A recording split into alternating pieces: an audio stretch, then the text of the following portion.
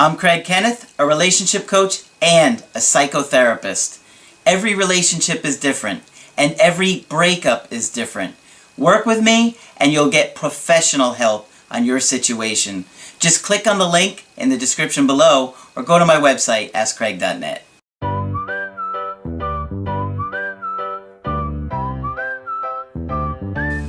Hi there, I'm Coach Kenneth, and in this video I'm going to be talking to you about success is earned. Well, I know that for many of you guys watching my videos, you are at a low point in your life. When you're going through a breakup, it is so painful, and I talk to a lot of you guys where you say, this is the worst pain I've ever had in my life. I have lost my parents or good friends, but nothing compares to this pain. And I completely understand. It is absolutely devastating. And I just, remember going through the same feelings, being depressed, anxious, just constant pain in my chest, sick to my stomach. I had zero appetite. It was awful. And so I know where you're at, and I know the struggle it is to get out of that and to move forward in life. But how hard you work and the decisions that you make are going to either help you progress or regress. And so that's why I'm constantly trying to educate you guys in a lot of different areas. Some of you guys just want easy answers. How do I get them back? How do I have them back in my life? And you don't want to really do the internal work that it takes or learn the skills to have a healthier relationship. But I can tell you that where you're at and where you're going are going to depend heavily on how you handle yourself. Okay? So even though you feel like lying on the floor face down and don't want to move, don't want to do anything, pick yourself up and get moving forward. Believe me, it takes time, it takes effort, but you can do it. And I wanted to share a success story, not a traditional success story. This is about a good friend of mine. Now, this is a guy that I've probably known for around 7 years or so, maybe 8 years, and he's a stand-up comedian. Now, he's a really talented guy and really funny, and we just kind of clicked and bonded years ago. As many of you may know, I do stand-up comedy, and I've done it for many, many years. And I host a comedy night, and I've done it for probably over 15 years now. So I see people that really work at the craft and how they progress each week or don't progress each week. So the point is that if you work hard enough, you can make your dreams come true, whatever it be, business or changing yourself to re-attract an ex. There's a lot of different areas that you can focus on. That's why I'm always trying to teach you a well-rounded approach, not just here's what you text your ex to get them back. That doesn't work like that. So let me get back to my friend. So my friend, he really struggled with comedy for a while, not on stage, off stage, of not feeling like he was progressing, not feeling like he was getting anywhere with it, and just having this as his dream, but not being able to move forward with it. So I always encouraged him, you should move out to LA, you really should move out to New York or LA, and you're young, you've got what it takes, get out there, go do this. Don't let anybody hold you back. Don't let being here hold you back. This is really what you want to do. I'm at a different point in my life where I love this. I love coaching you guys and teaching you guys. For many years I wanted to do stand-up comedy or have my own TV show, which may or may not happen anyway. But I understand where he's at, and I kept trying to nudge him while he would get stuck. So he finally took the plunge a couple of years ago. And he moved out to LA, and right away he was in a big festival and he won the whole thing. And so he's been really doing well for himself out there, working really hard. But this guy works really hard, okay? That's what I'm telling you, is that this wasn't given to him. He worked really hard. He would get up on stage as often as he could. He would do as many shows as he could. He was constantly writing, working on his stuff. So recently he was on America's Got Talent twice. And guess what? He was pushed through, and he will be going to the live shows. And last week, he was the #1 trend on YouTube. So we had a long talk last night, and I'm so happy for this guy. He did a bunch of sold-out shows in Arizona. He had never been there before. So I'll tell you his name so you can look him up. You know what? I'll put a link below. But he's gotten about 10 million hits off of these 2 appearances on America's Got Talent. So I'm rooting for him. And so make sure you guys root for this guy too, because he is a good friend of mine. His name is Preacher Lawson, okay? He goes by Preacher on America's Got Talent. I'll put a link below so you can see him. Now, you got to understand, I've known this guy. I've seen him come to my show every Sunday for the past 6, 7, 8 years. I don't even know how long it's been. So to see this guy and where he's at, I'm so pumped for this guy. He's got a lot of energy, and that's just his personality. This is who he is on and off stage, and he's a great guy. So I could tell you firsthand that it's great to see a success story like that, because he will probably be a household name in the next couple of years. I mean, he's already got big offers lined up. You'll see him again. He's going to be on America's Got Talent again soon during the live shows. But I'll put a link so you can see who I'm talking about. But it's nice to see when somebody works really hard and they gain success and they get their dreams and they turn their life around. And that is what I'm here to help you guys do too. And you are doing it every day. I talk to you guys. I see you guys making incredible strides in your relationships. And I'm so happy for you guys when you do that. So whatever your goals are, whatever it is, the only person that can stop you from accomplishing them is yourself. Now, of course, if it's in regards to an ex, they have a say in whether or not you get back with them. But the point is that when you believe and you really work hard, you can change your life and you can have it to a place that you've never had it before. And so I just want to encourage you guys that are going through such a difficult time, because I've been in the shoes, and if it wasn't for all those horrible, painful breakups that I went through, every one of them led me to this, okay? If it wasn't for all of those failures that I had, it wouldn't be me sitting in this seat having an incredible success and seeing my channel blow up and seeing you guys have such incredible comments where you're sharing your stuff with other people. So thank you guys for your support of me, and I support you as well. So I have a really good success story that I want to share with you guys today. It's a different type of success story, but I think you'll appreciate it. They said, "Hi Craig, I have a success story to share with you. My name is Marnie, I'm 28 years old. I broke up with my girlfriend of 2 years about 5 months ago. I was really hurt as I had found out she cheated on me with a coworker. That's awful. I was absolutely devastated, just like many of you out there.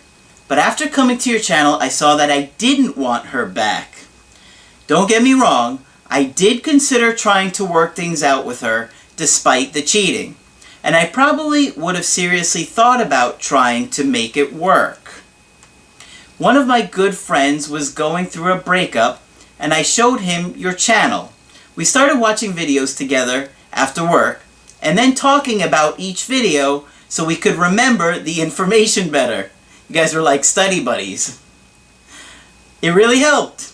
Then another friend of ours started having relationship problems, and we started sharing videos with him that we thought he would like. He is now hooked. We want you to know your information and videos really are changing the world one person at a time, and we will continue to share with anyone and everyone that tells us about relationship issues. The more they know, the better they can help us during our difficult times." Well, that is a good point.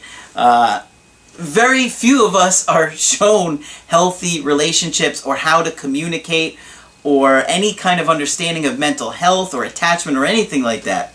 So by you sharing it with your own support system, that only strengthens your own support system. So that's a really good idea.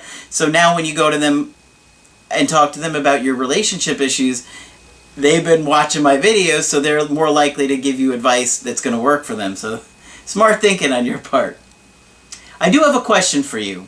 I realized I wasn't happy with her for quite a while, As much as it hurt me, I thought I should move on. Thanks to your channel, I saw that one of the mistakes I am making in all my relationships is communication. One of my favorite videos you did is the reason couples argue. I was hoping you could expand upon communication. I really want to improve my success with communication. Okay, well that is huge, and I cannot stress the importance of communication enough. It is absolutely the lifeline of a relationship, and the stronger it is and the better your ability is to understand your partner, understand your needs, and communicate with them, the stronger that bond is going to be, okay? So, you really want to focus on fostering a really strong bond with your partner. And if you're in a situation where it's a breakup, you can't do that now. That would have to be something that came down the line. So don't start thinking, well, I got to reach out to secure and foster a strong bond. No. That's something you do when you're in a relationship. And this is a skill that you need to learn for when they do come back around or in your current relationship. So if you want to make sure that when your ex comes back around, that they don't leave you, or you want to minimize those chances, you have to learn about communication. And here's the thing, we learn how to communicate through our caregivers in those early years of our life, okay? That's the good and the bad. So if you have parents that you don't feel like you can talk with, if you don't like to open up to them, that's a good indication that you didn't learn healthy, appropriate ways to communicate, okay? So, I know a lot of you guys, when you think of attachment styles, you probably think about, how we trust people or how close and distant we want to be in our relationships. But part of that attachment style is how we communicate, okay? And this was learned through thousands of interactions with our caregivers in our early life. Now, these interactions could have been verbally or non-verbally, and they say a lot of what we learn is non-verbal. So you're doing something wrong, your parent stares at you, and that tells you what I'm doing is wrong. If I upset my parent enough, they could abandon me, and if your bond isn't secure enough, that will cause you to be insecure and to be scared that you're going to be abandoned and ultimately die. That if they just severed that relationship with you. So parents constantly threatening to sever a relationship with you would cause you to feel tremendous amounts of anxiety, where you're constantly feeling like you're going to die. So, understand, we have had thousands upon thousands of interactions with our parents in those early years of life, which have a huge impact on our ability to communicate with our romantic partner, okay? So, and even in messages that you heard, maybe your parents said things like, I don't trust anyone, or don't trust her, or women are liars, or men just use you for sex, or stop crying, be a man. All of those things, all of those communications teach you how to interact or to how to behave or not to behave.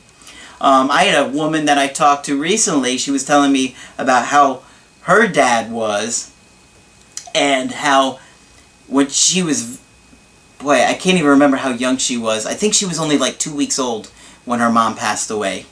And so her older brother, who was only 4 at the time, imagine this 4-year-old little boy at his mother's funeral. Of course he's crying, I want my mother, right? Of course.